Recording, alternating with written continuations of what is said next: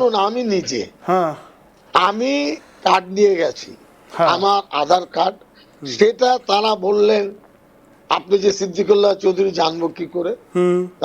দেখুন সাহেব, আমি এক্স মিনিস্টার, আমি নামাজের সময় হয়ে যাচ্ছে, বিকেল গড়িয়ে আসছে, সময়টা আমাকে খুলে দিন।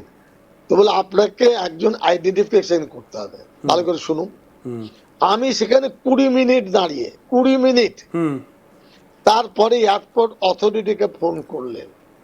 আমি বললাম সাহেব আমার এই পরিচয়, নামাজটা আমি পড়বো, সন্ধ্যা লেগে যাচ্ছে, মাগরিবের সময় হয়ে যাচ্ছে দিন। 20 মিনিট পরে আমাকে ছাড়া হলো। আপনি বলছেনটা কি করে? না তুমি কিন্তু সিদ্দিকুল্লাহ স্যার, কিন্তু আমার প্রশ্ন যেটা, যে আপনি তো এয়ারপোর্টে যখন ঢুকছেন ফ্লাইট নিতে, যখন আপনি তখন আপনি ভাবুন যে কি ত্রিস্তরীয় নিরাপত্তা থাকে, কিন্তু এখানে আপনি কোনো নিরাপত্তা ছাড়া শুধু আধার কার্ড নিয়ে ঢুকছেন, তাও আবার রানওয়েতে। এসব গল্প, এটা এই 7 নম্বর গেটটা কেবল মসজিদ এবং এয়ারপোর্ট, ওই যারা সিআইএসএফ তাদের জন্য। সেই জন্যই তো আমি তো সেই প্রশ্নই রাখছি, রানওয়েতে কি করে একজন সিভিলিয়ান যেতে পারে? সিদ্দিকুল্লাহ সাহেব আপনি, আমি তো সিভিলিয়ান, আপনি রানওয়েতে কি করে যেতে পারেন? রানওয়ে কাছে শুনুন, ওখানে যাওয়ার পরে একটা বাস আছে, যেটা অথরিটি নিয়োজিত, তারা রীতিমতো গিয়ে মসজিদের গেটে নামাচ্ছেন, নামাজের পরে গুনে গুনে তারা আনছেন। কিন্তু তার মাঝখানে যদি কোনো বিপত্তি ঘটে, কেউ যদি বেরিয়ে যায়, সে দায়িত্ব আমাদের নয়। এইটাই তো প্রশ্ন, সেই দায়িত্ব যে আপনি নিচ্ছেন না, আপনার পক্ষে তো নেওয়া সম্ভব নয়। তো আপনি যা খুশি করবে করুক, আমাদের বলছেন কেন? আমাদেরকে ছেঁদো কথা বলবেন না। এটাতে সিদ্দিকুল্লাহ সাহেব আপনি তাহলে মনে করেন না এটাতে সিকিউরিটির একটা ব্রিচ হতে পারে? বিজেপি যদি তৈরি করে, এমএলএ তৈরি করে, করতে পারে। বাংলার মানুষ আজ পর্যন্ত এয়ারপোর্টে করেনি, আমার পাড়ার মুসলমান করেনি। 100% কথা মেনে নিতে হবে। কিন্তু আপনি বিরোধ করছেন কেন সিদ্দিকুল্লাহ সাহেব? আপনি বিরোধ করছেন কেন? লোকালরা যারা ওখানকার মানুষ, তারা তো বিরোধ করছেন না বলে বলা হয়েছে। না, এটা তারা জানেন না। মসজিদটা তো ভেঙে ফেলা হবে না, মসজিদটা সরানো হবে, সরিয়ে অন্য জায়গায় দেওয়া হবে, অন্য জায়গায় জমি দেওয়া হবে বলা হয়েছে। শুনেন, বিরক্ত নয়, বিজেপি বিধায়ক বলছে করে দেবেন, তৈরি করে দেবেন। আমার কথা বলুন, বিধায়কের অধিকার কে দিয়েছে মসজিদ সরাতে? আপনার মসজিদ তৈরি করে দেবে বলেছেন, তৈরি করে দেবে। তিনি কে? এবং শ্রমিক ভট্টাচার্য বলেছে যদি মন্দির হতো তাহলে সেই মন্দিরটাও এইভাবেই সরানো হতো। উন্নয়নের কাজে ধর্ম বাধা হতে পারে না। আবার উন্নয়নের কাজে 64 বছর আপনি টেকনিক্যালি কথা বলুন, টেকনিক্যালি রাস্তা আছে, অধ্যত্বপনার রাস্তা ধরলে যা খুশি করবেন, আলোচনার জায়গা নেই। আমাদের বক্তব্য, এতদিন মসজিদ হয়েছে, কোন রেকর্ডে উচ্ছৃঙ্খলতা নেই। কিন্তু সেকেন্ড রানওয়েটা সিদ্দিকুল্লাহ সাহেব বাড়াবে কি করে?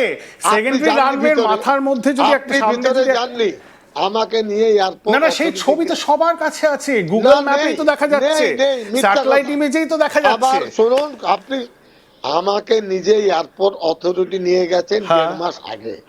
তিনি ওখানে রানওয়ের আগে পথ চলা যেমন থাকে, তেমনি প্লেন গড়িয়ে গড়িয়ে আগে রানওয়ে যায়, সেই পথটা এখনো খোলা। আমরা বলেছি কোন মুসলমান মসজিদ নিজের হাতে দেবে না, মুখ্যমন্ত্রী অধিকার নেই ভাঙবার। আপনারা উনি তো ভাঙবেন না, উনি বলছেন এটাকে সরানো হবে। মুখার মতো এটাকে মানে টাকা পয়সা না থলে না ব্যাগ। না কিন্তু এয়ারপোর্টের রানওয়ের মাথার উপরে একটা মসজিদ কি করে থাকতে পারে? মন্দির থাকলেও সরানো হতো। দিল্লিতে আইন তৈরি করুন পার্লামেন্টে, এটা মসজিদ, রেকর্ডেড মসজিদ। আমরা কোঅপারেশন করছি, করব ভারতবর্ষের মানুষের জন্য, এয়ারপোর্টের উন্নয়নের জন্য, নিরাপত্তার জন্য। মিথ্যা কথা বলছেন সৌগত রায়, 5 বারের এমপি, তিনি 3 দিন আগে বলেছেন দলের সাংসদ। আমার দল বলবেন না সাহেব, পার্লামেন্ট বলুক। বাজে বাজে কথা কেন বলছেন? 3 মেম্বার অফ পার্লামেন্ট কি পার্লামেন্ট না? অবশ্যই আপনার দলের সাংসদ, সেটাই তো বলছি। তিনি বলেছেন নিরাপত্তার কোনো প্রশ্ন ওখানে নেই। আমি বলছি আপনাদেরকে, তাকে প্রশ্ন করুন, আমাকে করছেন কেন? জবরদস্তি। এবার আমরা পদ বলেছি কি, এটা রিলিজিয়াস ম্যাটার, হ্যাঁ এটা প্রধান, এটা ওই মুখ্যমন্ত্রী বিধায়কের ম্যাটার নয়। ওমা, সে কি ওই- রাজ্যের হ্যাঁ মুখ্যমন্ত্রী? হ্যাঁ, 100 বার আপনাকে সলভ করতে হবে ধর্মীয় বিচার দিয়ে। কিভাবে আমি সলভ করতে হবে আপনি বলেন, কিভাবে সলভ হবে এটা, কিভাবে হ্যাঁ, সলভ হবে? সে সলভার কথা আমরা বলেছি। হ্যাঁ দারুল উলুম দেওবন্দ সারা পৃথিবীর কাছে Islamic religious educational institution all over world তাকে মানে।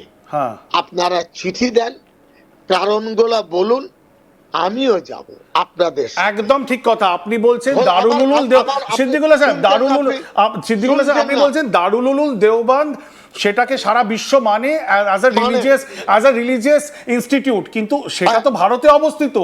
ভারতের আইন কানুন তো তাকেও মানতে হবে, আপনাকেও মানতে হবে। নয়, ওই তো আইন কানুন তো বাবরি মসজিদ ভাঙতে সময় লেগেছে 50 বছর, চুরি হলো রাম ভক্তদের। কোথায় আইন মশাই? আইন কি দেখাচ্ছেন আপনি আমাদেরকে? কোন আইন দেখাচ্ছেন আপনি বসে বসে? আমরা যা বলছি ওখানে আমরা পাড়ার মানুষ, দেশের মানুষ সব অনুভব করছি। আপনাকে কে হুকুম দিয়েছে মসজিদ সরাবার? অধিকারটা কে দিয়েছে আপনাকে?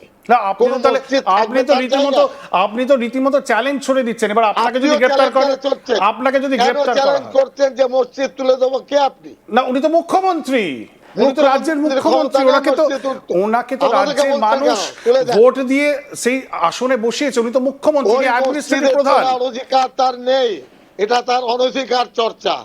তিনি ওয়ে আমরা বলছি আলোচনা, আলোচনার টেবিলে যেটা হবে সেটা মসৃণ হবে। কিন্তু এটা তো অ্যাডমিনিস্ট্রেটিভ সিদ্ধান্ত, অ্যাডমিনিস্ট্রেটিভ সিদ্ধান্ত। আমাদের বলছেন কেন করে দেন না? আমাদেরকে জিজ্ঞেস করার কি আছে? করে দেন। আমরা তো কালকে বলেছি 1 কোটি বাংলার মুসলমান 4 কোটির মধ্যে হ্যাঁ তারা কালে ব্যাচ পড়বে, নামাজ পড়ে আল্লাহর কাছে প্রার্থনা করবে যে আমরা সুবিচার পাইনি, আমাদের মসজিদ আপনি ভেঙে কোর্টে দিতে যান, চাচ্ছে। না না আপনি কোর্টে যান, আপনি কোর্টে সে কেন কথা যাচ্ছেন? শেখাবেন না আমাকে। আপনি কোর্টে কেন যাচ্ছেন? সেটা শেখাবার দরকার নেই। কোর্টে যাবো কি যাবো না আমরা জানি। হ্যাঁ। আমাদের কাছে 24 বছর করে কাগজ আছে এয়ারপোর্ট অথরিটি। হ্যাঁ শিক্ষা দেন। আপনি এয়ারপোর্ট অথরিটির বিরুদ্ধে কোর্টে যেতে পারেন, কোর্টে তো যাওয়া যেতেই পারে, দেশের কোর্টে। অথরিটি টেলিফোন ধরে না, দুবার থানায় গেছি, তারা ও নোটিশ নেয় না। এই তো তাদের মরদ। যদি সত্যের উপরে থাকে নোটিশ টাঙিয়ে দিতে কি অসুবিধা আছে? আমি জিজ্ঞেস করছি, আপনি সংখ্যালক না। সম্মানীয় ব্যক্তি, একদম একদম বলেন একটা নোটিশ টাঙিয়ে দেবে হ্যাঁ যে আমরা নোটিশ দিচ্ছি, মুখ্যমন্ত্রী বলেছেন। হ্যাঁ তাহলে কি ভয় হচ্ছে আপনাদের? আমি জিজ্ঞেস করছি।